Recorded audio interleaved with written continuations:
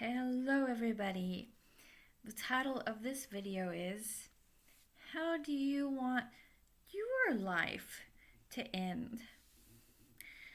Okay, so I personally believe that everybody should consider what they would really like to come out of their life.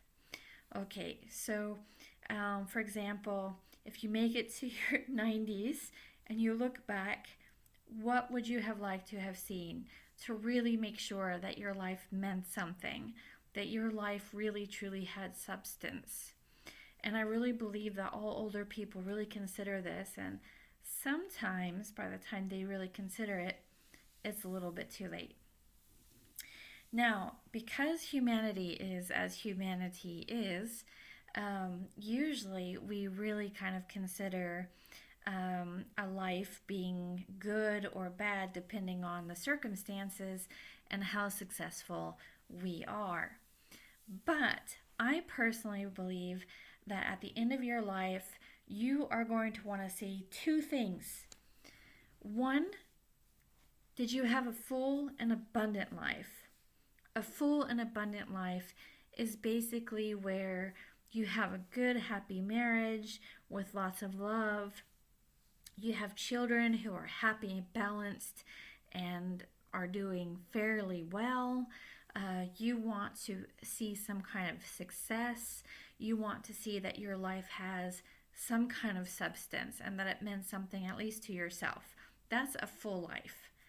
However, I also really believe that in order to have a really good life, you have to know that your life meant something, not just in producing wonderful children, although that's definitely one thing.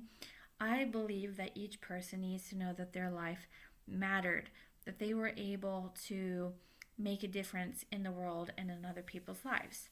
And I would have to say that that is a good life. It's not a full life, because it's only a full life if it's full of goodness and you had some opportunity and you had some success. That's a full life. That's an abundant life. But a good life is a life where you are able to help others and your life actually really means for something. Now, I personally believe that all of our lives are somewhat, we can make decisions. We can make really good decisions. We can make some bad decisions. But ultimately, our lives have a lot to do with what's going on around us and the people we're connected to and the society and the culture we live in. The Bible tells us that we should pray for our leaders and those in authority, because if we do that and they make good decisions, then hopefully war won't break out and we'll be able to live happy, peaceable lives. So we see that we're all kind of connected with each other. And obviously, if war breaks out, you could live or die. It doesn't matter what decisions you have made in your life. So we are interconnected, and there are some things that happen that are way beyond our control. No matter how many good decisions you make, it doesn't necessarily mean everything is going to go peachy and wonderfully wonderful. So what do you do in order to have a life that means something? What can you do that nobody can touch, that nobody can take away from you?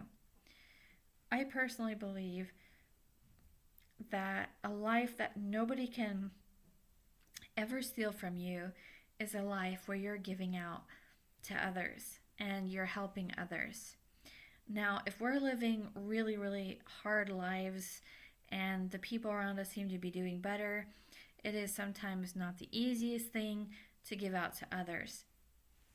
In fact, it is very, very rare to find anybody who is willing to help anybody when they themselves are in a real jam. So, this isn't so easy. But if when you are 90 years old, you really want to look back and you want to say, I did not waste my life, it's probably not going to be about, well, I should have taken that trip to France to see the Eiffel Tower, or I should have really gotten jiggy with it, down in Las Vegas. It's really going to be a life of substance if you actually really helped others. And nobody can take that away from you. Bad parents can't take that away from you. A bad marriage can't take that away from you. Nobody can take away from you a life that is well lived and a life of service to others. So I personally really believe in that. It is not so very easy. There are lots and lots of promises in the Bible that whatever it is that you sow in the ground will reap a harvest. And, we're encouraged to not give up, to endure in well doing, because eventually we're going to get back. So hopefully, if we are constantly planting good things in the ground, we will reap a harvest of some kind of goodness in return. But sometimes, even when it looks completely impossible and the cards all seem to be stacked up against us, one of the best things that we could possibly do is just realize, like, hey, I might not be able to experience an abundant life, but I can experience a life of substance and of weight and of helping others, so that when I'm 90, I don't go, wow, I wasted my life. I will know that every single second that I spent was doing something for somebody else and making a difference. And that can really, really help, because in an uncertain world where nothing is,